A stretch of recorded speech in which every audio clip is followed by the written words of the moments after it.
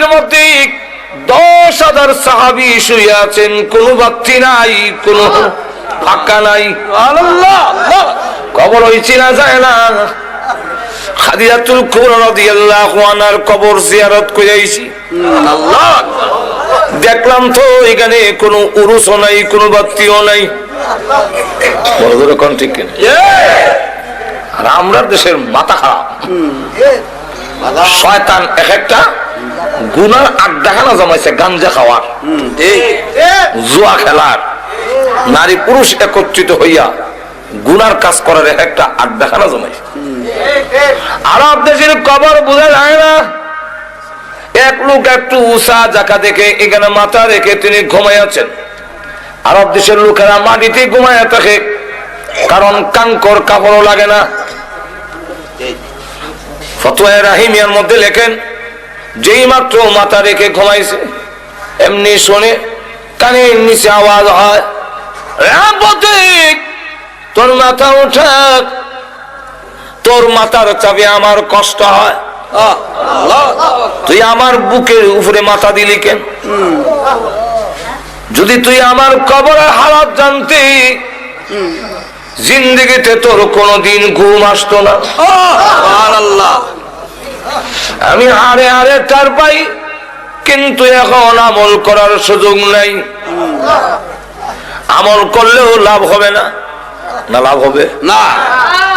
এক আল্লাহর ওলির কবরের পাশে দেয়া যায়, একজন লোক শুনে সূরা মুলকের তেলাওয়াত শোনা যায়, সুবহানাল্লাহ রাহমাসে এমনি শুনে কবরের ভিতর থেকে আওয়াজ আসছে, আমি একবার দুইবার নয়, আল্লাহর কোরআন শরীফ এই কবরে 5000 বার খতম করেছি। একটা কাজ কর, 5000 বার খতম করে দেই, তোর একবার সুবহানাল্লাহ আমারে দিয়ে দে। কারণ জানোস নি, কিয়ামত পর্যন্ত কোরআন শরীফ পড়লেও তোর একবার সুবহানাল্লাহর সমান সওয়াব আমার হবে না। কবর, হায় আফসোস, আমি কবরে এসেছি, এখন আমি হারে হারে টার পাই, কিন্তু আমল করার সুযোগ নাই।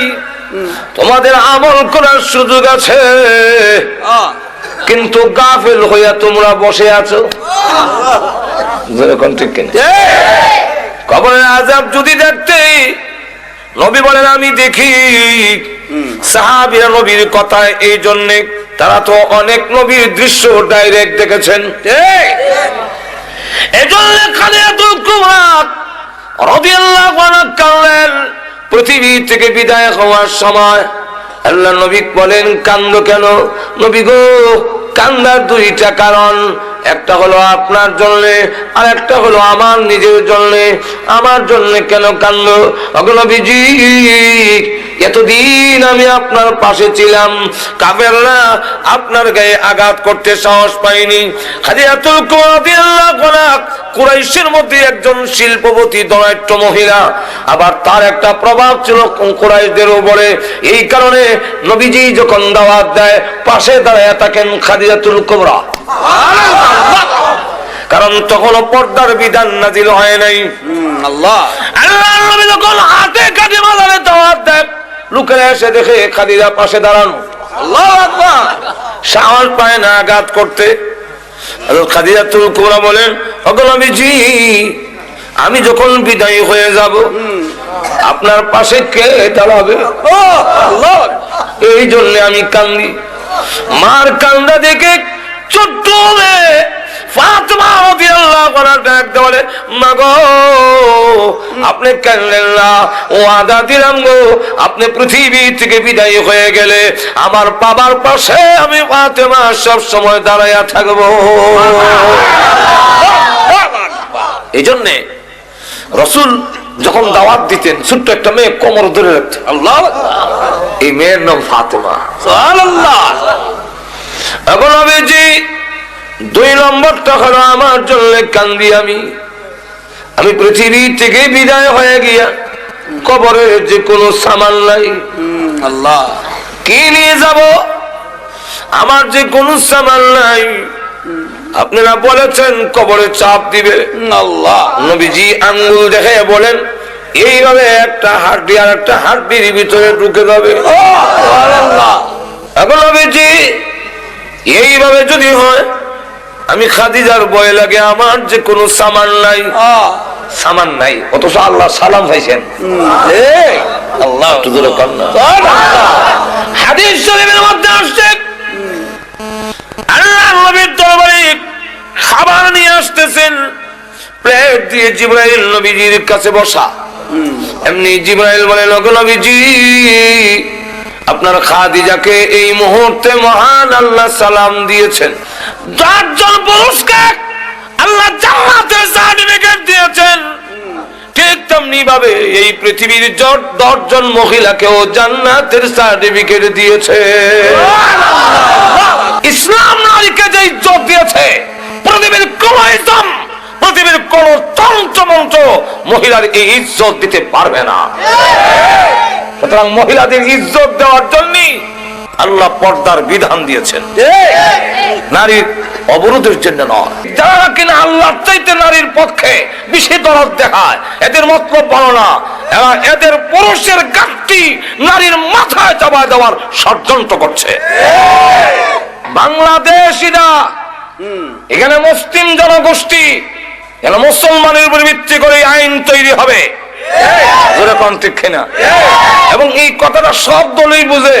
আওয়ামী লীগ নির্বাচন ইশতেহারে লিখেছে কোরআন সুন্নাহ বিরোধী কোন আইন পাস করা হবে না। বিএনপিও ফারুক আন্না ফারুক লেখে ইসলামী মূল্যবোধ, কারণ বুঝে যে এটা না করলে এই দেশও চলবে না।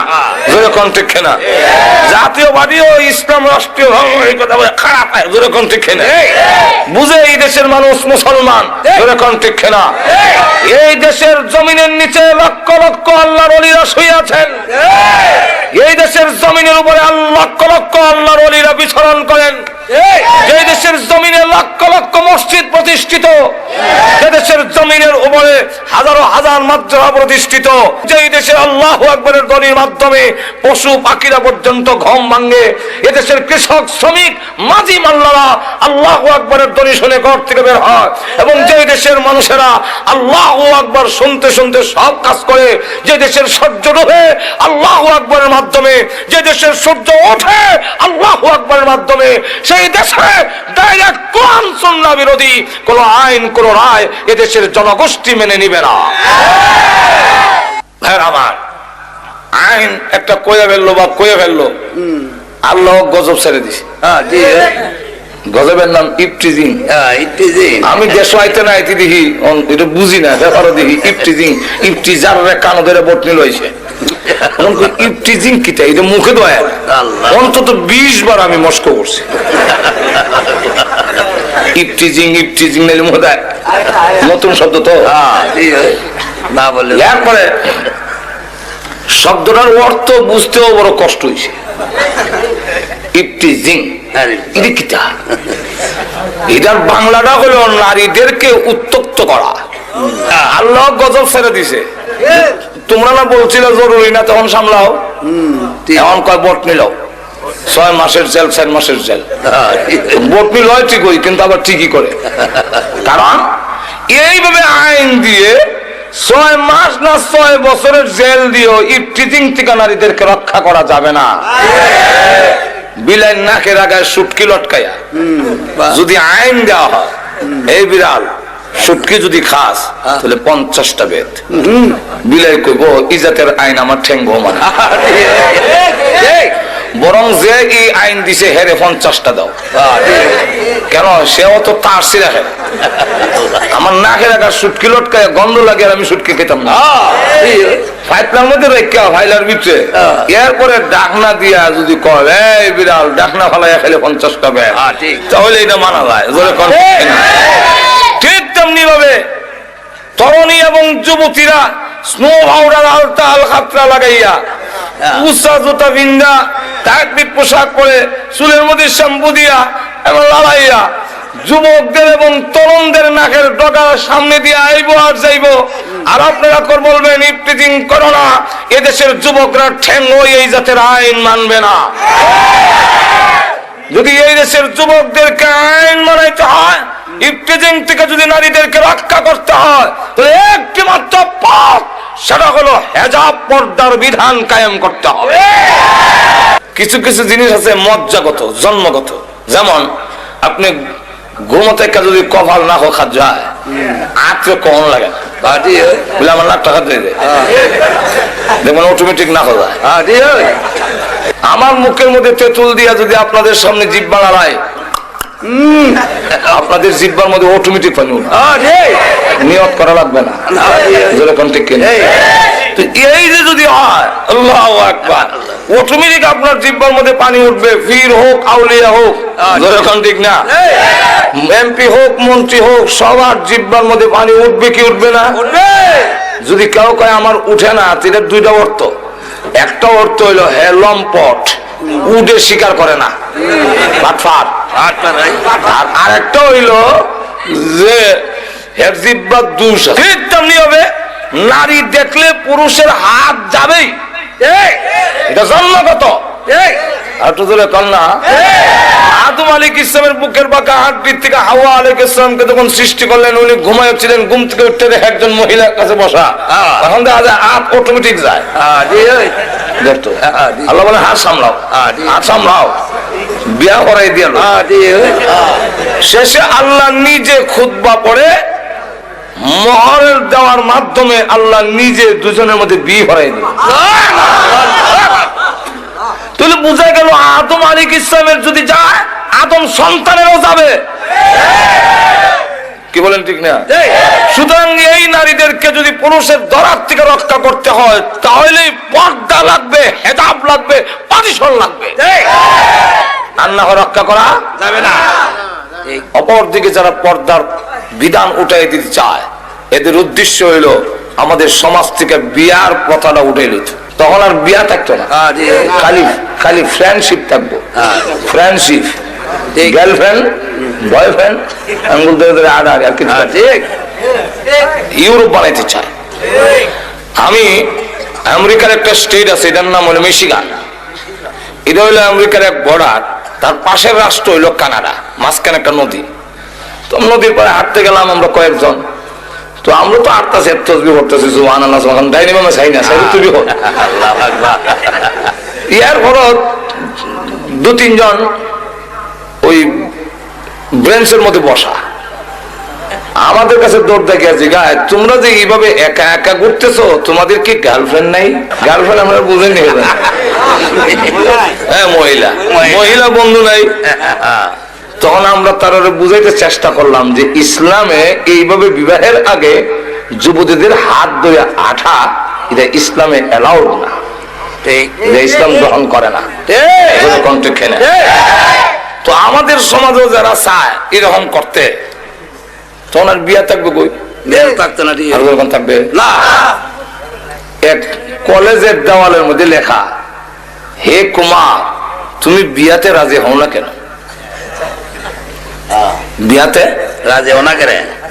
কোন বাট ফরা জানে নিচে আরেক লাইন লিখে দেয়া গেছে, সস্তায় যেখানে দুধ পাওয়া যায় গায়ে ফালে কে। অর্থ বুঝছেন না? সস্তায় যদি দুধ পাওয়া যায়, গায়ের গোবর ভালাও, গায়ে ভালো ঘাস খাওয়াও, এই বুঝা কান্দ কোন নেওয়ার দরকার আছে?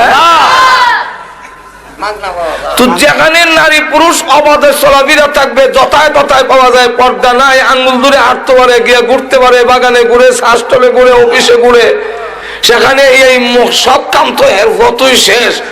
তাহলে হ্যাঁ, আর বিয়া করে এই মহিলার দায় দায়িত্ব নিতে চাবে না।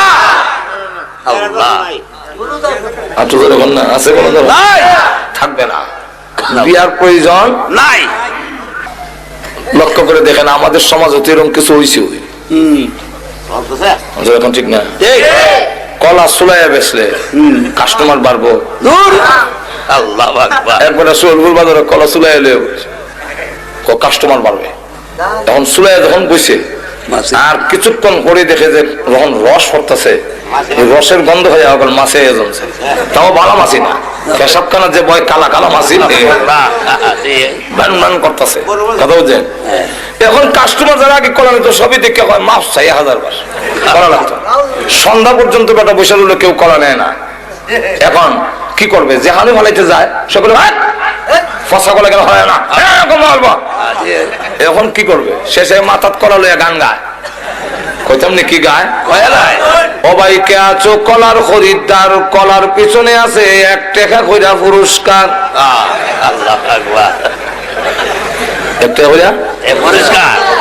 দুই যুবক ব্রিজ কই মনে আশ্চর্য কলাওয়ালা তো দেখছি, কলার পিছে মিলে 1 টাকা করে পুরস্কার। চল আমরা দুইজনে 2 আলি কলা লইলাই, তাহলে 60 টাকা তুই আমি 60 টাকা 8 টাকা কলা এটা হলাই মনে কথা। এখন এরা গিয়ে 2 আলি কলা লইছে, দেখি কলার আকর্ষণে না টাকার লোভে, কলার দাম আছে না, কলা তুই হলাই দিব। ঠিক তেমনি হবে আমরাও মাথাত কুবুদ দিয়েছে, মনে করলাম চুলাইয়া ব্যাপারটা দিলে মনে হয় কাস্টমার বাড়বো। এখন অবস্থা এরকম হয়েছে, মেয়ের বাবা গান গায়, সবাই কে আছো আমার মেয়ের খরিদ্দার, মেয়ের পিছনে আছে হোন্ডা পুরস্কার। সবাই কে আছো আমার মেয়ের খরিদ্দার, মেয়ের পিছনে আছে ফ্রিজ পুরস্কার। যুবকরা কয় বিয়া করার তো ইচ্ছা আসিল না, এই বুঝা নিতাম আসলাম না, মোটর সাইকেল দেবেন একটা আর একটা করে লাই। তাহলে এবার বলেন হে কি মেয়ে লোকের আকর্ষণে বিয়ে করছে না হুন্ডার লোভে? এর কাছে হুন্ডার দাম আছে, বউর দাম নাই। যেরকম ঠিক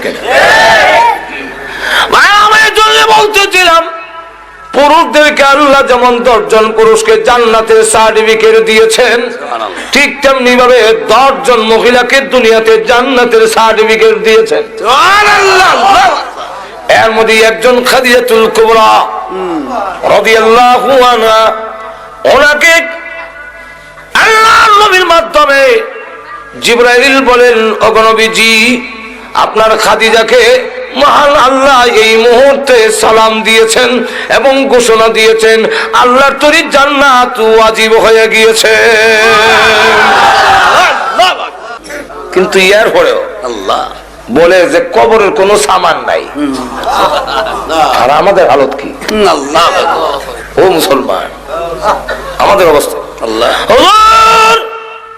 কান্নার কারণ হইল আমি পৃথিবী থেকে বিদায় হয়ে গেলে কবরের জগতে যখন রেখে দিবেন, কবর যে বলছেন এইভাবে চাপ দিবে, এটা কিন্তু রেহাই নাই, সবকে দিবে। আল্লাহর নবী বলেন কবরের আযাব থেকে যদি কেউ রেহাই পেত, আমার সাদ ইবনে মুআয রেহাই পেত। খাদিজাতুল কুবরা রাদিয়াল্লাহু আনহা বলেন, ওগো নবীজি আপনার ব্যবহারের একটা কাপড় আমার কাপড়ের ভিতরে দিবেন কিনা? আল্লাহু আকবার। আমার বিশ্বাস আপনার ব্যবহারের একটা কাপড় যদি আমার কাপড়ের ভিতরে থাকে গো, তাহলে কবর আমাকে এইভাবে চাপ দিতে পারবে না। ওই কবরের আযাব যেদিন দেখবো, ওই দিন আমরা তখন বলবো আল্লাহ এখন চোখে দেখছি, কানে শুনছি, এখন সহিলপুর পাঠাও। চলবো চলবুর যে পাঠাচ্ছ এটা কোরআন আসেনি, কোরআনের ডাইরেক্ট আয়াত নাই, কিন্তু অর্থের ভিতরে সহিলপুর আছে। কোরআন ফারজিনা যেখান থেকে আসছি সেখানে পাঠাও। বেটা যদি সহিলপুর থেকে গিয়া থাকে গাটুরার কথা কইতো না, ফারজিনা পাঠায়া দাও। কি করবি? নামাল সালিহা, নেক আমল করব। এখন করবি কেন, আগে করলে না? আগে মনে করছিলাম সত্য হতে পারে মিথ্যা হতে পারে, মোল্লারা এরম বলবেই, এখন তো দেখে লইছি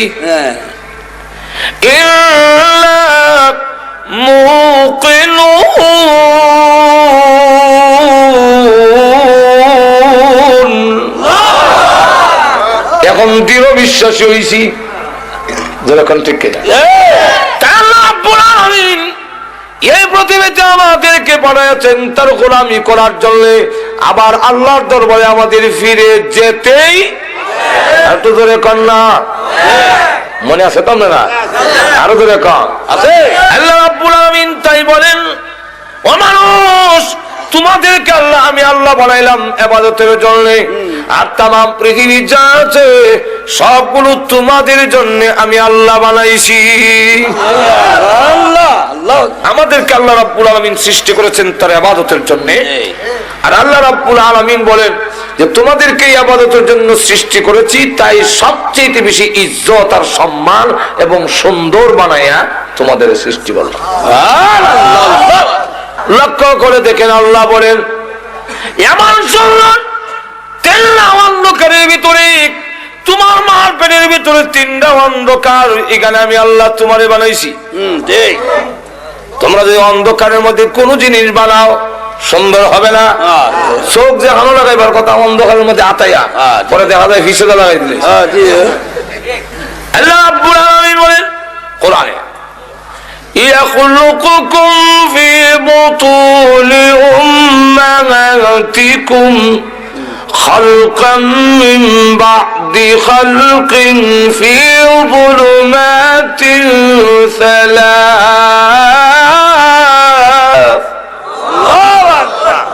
আল্লাহ বলেন তোমার মার পেটের ভিতরে পর্যায়ক্রমে 3টা অন্ধকারের ভিতরে তোমার সৃষ্টি করছে।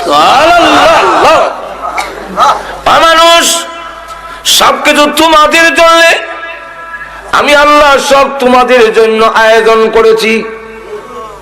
এই জমিন বানাইছি তোমাদের বিছনার জন্য, আমি আল্লাহ বিছনা বানাইয়া দিয়েছি। আরো যেরকম কে বানাইছেন? আল্লাহ। আরো যেরকম আল্লাহ। বৈশা রয়েছেন যে আল্লাহ বলেন জমিনকে অনুগত করে দিয়েছি তোমাদের জন্য। আর আমি আল্লাহ জমিনকে জানাই দিছি কোনো শব্দ করবা না। আমার বান্দা জিনা করবে, মদ খাবে, গাঞ্জা খাইবো, তোমার উপরে বইয়া আড্ডা মারবে, তাস খেলাবে, নাচবে, তুমি কিন্তু কিচ্ছু করো না, তারে সহ্য করে কান্দা লই রেখো, কারণ তারে বানাইছি আমার ইবাদতের জন্য।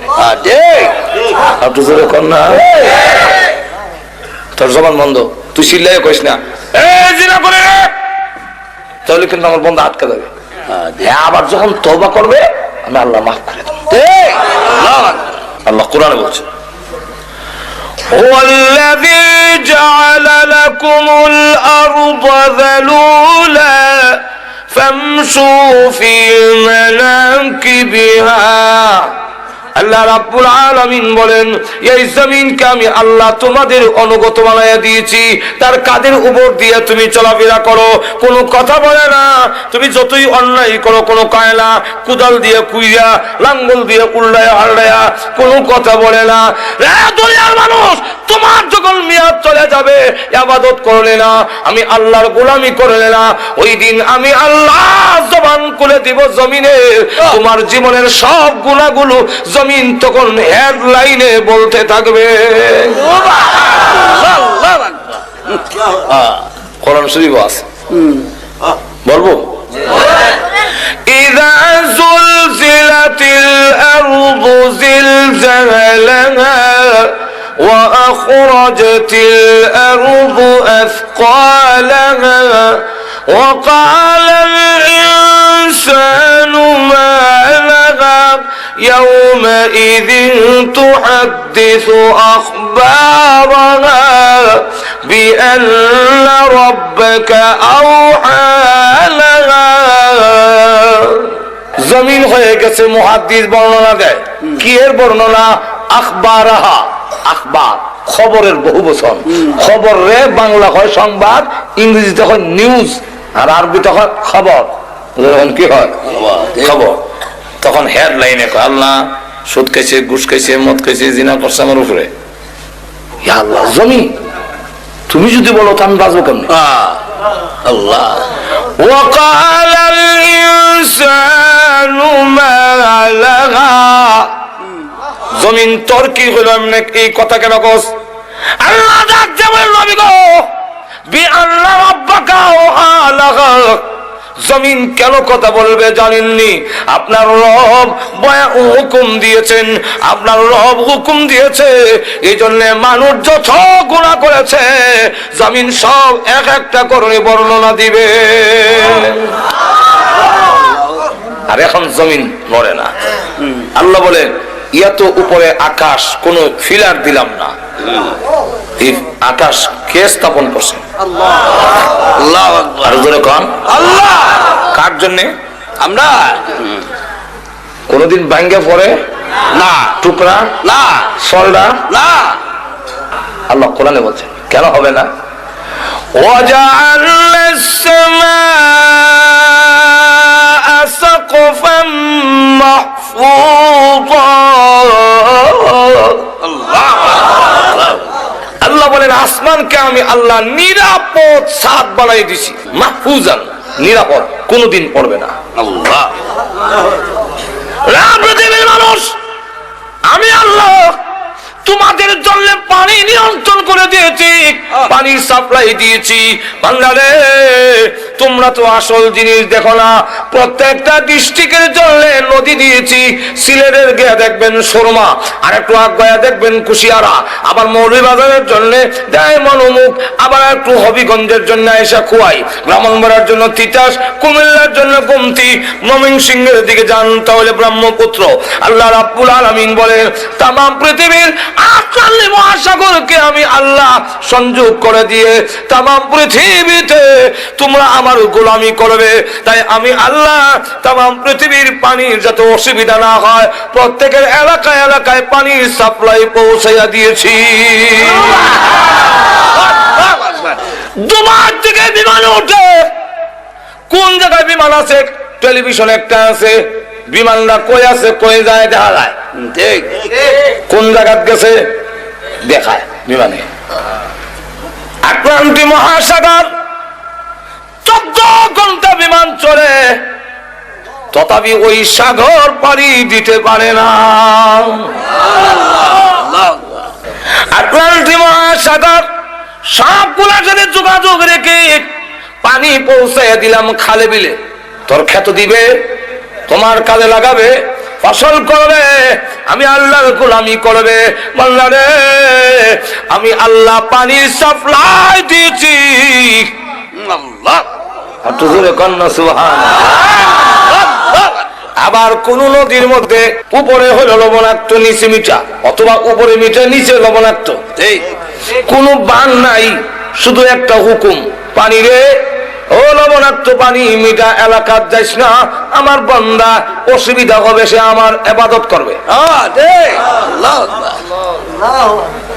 এখন দে ওয়াজালা বাইনাল বাহরাইনি হাজিজা, মাঝখানে একটা পার্টিশন, শুধু ওয়াটার। আমি নিজে নেমে দুই ফানির এক কানা করার লেগে চেষ্টা করি। আল্লাহু আকবার, আল্লাহু আকবার। ধাক্কা দেই, ইজিকে যায়, আবার ধাক্কা দেয়।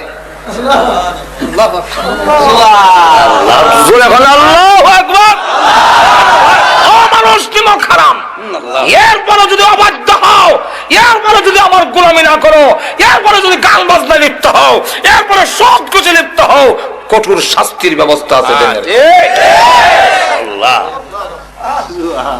এখন লক্ষ্য করে দেখেন, মিঠা পানি, লবণাক্ত পানি। মিঠা পানি রাখছেন আমরা খাইবার লেগে, আর লবণাক্ত পানি কেন? তাফসীরের কিতাবে লেখেন, লবণাক্ত পানির কারণ হইল ওই যে কুত্তা বিলাই গরু ছাগল মরে, লাশ মানুষ পচা গুলা যায়, নদীটা ভাসায় নেয়, লবণাক্ত পানির মধ্যে ঢুকাইয়া তার প্রয়োজনটাকে নষ্ট করে দেয়, যাতে আবহাওয়া দূষিত না হয়। নাহলে আবহাওয়া সাপের বিষ, ফল্লার বিষ, কুত্তার বিষ, তখন বিষ আবহাওয়া বিষাক্ত হইয়া তোর না খেতে যাইব, গিয়া সব পাশ নষ্ট হয়ে যাবে। তোদের সবগুলো ঠিক রাখার জন্য তুই না আমার গোলামি করবি, তুই না আমার সাজদা দিবি।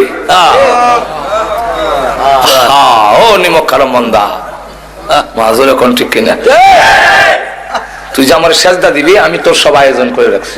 আল্লাহ ওয়াজআলা খিলালাহা আনহারা ওয়াজআলা বাইনাল বাহরাইনি হাজিজা আইলাহুম মা'আল্লাহ।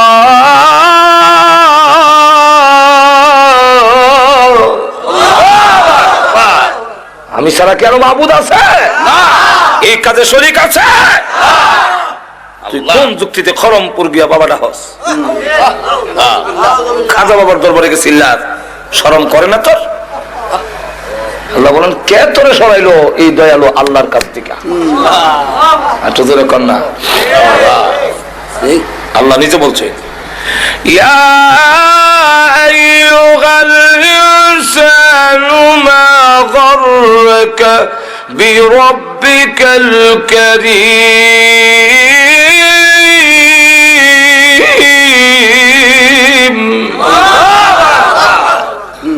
ও দুনিয়ার মানুষ, তোকে কোন জিনিসে, কোন বস্তু দাতা রবের কাছ থেকে তোরে সরাইলো? যিনি দাতা, দানশীল আল্লাহ। আল্লাহ এত দান করলেন যিনি, তার কাছ থেকে তোরে কে নিল? বান্দারি। ঠিক নজরে কোন ঠিক বাবা, বান্দারি লাইন ছাড়া চলে না রেলগাড়ি। তুমি কেন বলো বাবা তোমার দরবারে কেউ ফিরে না খালি হাতে? তোর তো বলার দরকার ছিল আল্লাহ তোমার দরবারে কেউ ফিরে না খালি হাতে। এই আয়াতের ব্যাখ্যায় লেখেন ইয়াহইয়া ইবনে মাআজ রাহমাতুল্লাহ আলাইহি এত বড় বক্তা ছিলেন যে ওনার ওয়াজে প্রতিদিনই 10, 20, 30, 40 জন পর্যন্ত মানুষ কলিজা বেঁচে মারা যেত। সেই আল্লাহর ওলি তিনি বলেন, হাসরের দিন যদি আল্লাহ আমার জিগায় কিসে তোমারে আমি দয়ালু দাতার থেকে সরাইল, আমি তখন কইয়া গেলাম তোমার দয়ায়। আল্লাহ তোমার দয়া মায়া আমার নষ্ট করছে। এটা কেমনে? এটা বুঝতে হইলে আগে বুঝেন, অনেক সন্তান কিন্তু মার দয়াটারে ফুজি করে নষ্ট হয়। বুঝছেন? হে মাদ্রাসা থেকে মার কাছে গরম ভাত খায়, আমার পানি ভাত দেয়। মার দয়া মায়া বেশি তো কপুত্রে আর যাবার দরকার নাই। আসলে কিন্তু আর পানি ভাত দেয় না। এই কথাটা কোয়ার উদ্দেশ্য হইল নষ্ট হইতো। ঠিক কিনা? মার দয়া মায়াটারে পুঁজি করিয়া অনেক সন্তান নষ্ট হয়। এই এমনি মাছ বুঝাইতে চাচ্ছেন আল্লাহ তুমি তো রহমান দয়া করছো আমারে, আর আমি দয়াটা বুঝতে না হইলে নষ্ট হয়েছি। কিভাবে? রমজান মাসের দিনের বেলা ডালের বেলা নিয়ে মুখ দেয়, এই সময় যদি ঠাস করে তুললে ফেরেশতা সর মারতো, আর জাগা পেশাব পায়খানা করে জিন্দিগিতে আর কোনদিন ডালের বড়া খাইতো না কেউ। কিন্তু আল্লাহ করছেন দয়া, কিটা হইছে ঠিক কিনা? ভালো হয়েছে না নষ্ট হয়েছে? ঘুমাইছে যদি ঘুম থেকে আমরা ফজর নামাজ পড়ে উঠে গিয়ে দেখতাম যে যারা যারা ফজর নামাজ পড়ছে না ফেরেশতারা জোড়া যারা যা আসে সব ছুড়ে লিছে। একটা মানুষও নামাজ না বইরা ঘুমাইতো। অন্তত 20 বার গিয়া আমার ইমাম সাহেব মুয়াজ্জিন রে বলে নামাজের টাইম হইছে নি হুজুর? প্রভু তুমি করেছো দয়া, আর আমি হয়ে গেছি নষ্ট।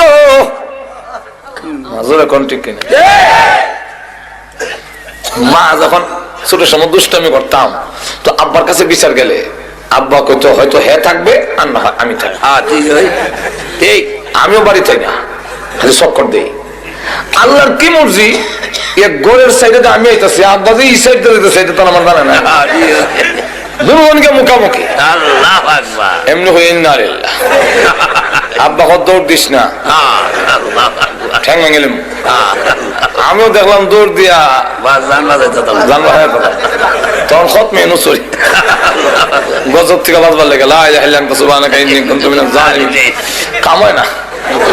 আব্বা দৌড়ে বাড়িতে নিছে নিয়ে একটা লাঠি লইছে, লাঠি এখন উপর দিকে উঠেছে, এখন আমার শুরু হইব আজাব না দিলিব। এমনি সিলি মারতাম, মানে মা মার দয়া মায়েরা বেশি না কম? মা এমনি দৌড় দিক সন্তান আর লাঠির মাঝখানে ডুইকা যায়। ডুইকা তখন বলে মায়ের লাগো আর দুষ্টামি করবে না। মা খুব ভালো করে জানে আমি মায়ের খাই ও দুষ্টামি ছাড়তাম না। মা দয়া মায়া যেমন বড় হয়ে দাঁড়ায় আল্লাহ বলেন আমি রহমান। তুই যখন নামাজ পড়স না, তুমি যখন রোজা রাখো না, সুদ খাও, ঘুষ খাও, জিনার মধ্যে লিপ্ত হও, আমার গজব যা তোকে তোমার চলে, আমি আল্লাহ দয়ালু, আমি দেখে আমার বান্দা মরে যাবে, ধ্বংস হয়ে যাবে। এমনি আমার দয়া মায়াকে ডাক দিয়ে বলি, ইন্না রাহমাতি সাবাকাত গযবি, গজবের আগে আগে দৌড়তে আমার বান্দার গজবের মাঝখানে ঢুইকা গিয়া বলবে, গজব রে পড়িস না, এবার রমজানের ডাইলের বড়া খাইছে, সামনের রমজানে আর খাইতো না। আমি আল্লাহ করি তোর দয়া, আর তুই গেছিস নষ্ট হইয়া। ঠিক কিনা? আল্লাহ যদি জিজ্ঞাসা করেন, তা আমি কমু তোমার দয়া মায়া না করতা তত নষ্ট হইতাম। আল্লাহ আমি যেমন আগে দয়া করছি, মরার পরও দয়া ছাড়া বাঁচতে পারবি না। যখন ঠিক কিনে তোর ধরে লইব, কারণ সিস্টেম যেভাবে দেয়া রাখছি তুই ধরা পড়বে। সিস্টেমে ধরা হয়ে আছে, কইতাম নেই এক ঘটনা। কারণ সিস্টেম তৈল, যার ওজন নেকের ওজন বেশি হইব জান্নাতি, আর যার গুনাহ বেশি হইব ثقلت موازينه فهو في عيشة راضية وأما من خفت موازينه فأمه هاوية একটা বান্ধে লেছি মানুষে বলে সিস্টেমে তো বান্ধে লেছে আল্লাহ অপরাধী। দেখেন আল্লাহর দয়া কেমন হয়। কান্দে আব্বার আব্বা, আমার আব্বা না, যা বেটা আব্বা বিয়ে করছে। মা, আপনার নাম মা? না না, আমি কোন সন্তান গর্ভে ধারণ করি না। নাফসি নাফসি নাফসি, আল্লাহ আমারে বাঁচাও, আল্লাহ বাঁচাও। ফুলাটা দিয়েছে, আল্লাহ বাঁচাও। হেতু আবার ধরে লাই কোন ও হকের লেগে দেখবেন বোন যদি আইয়ে ফাওনা নেবে আইসে কই আমি করো না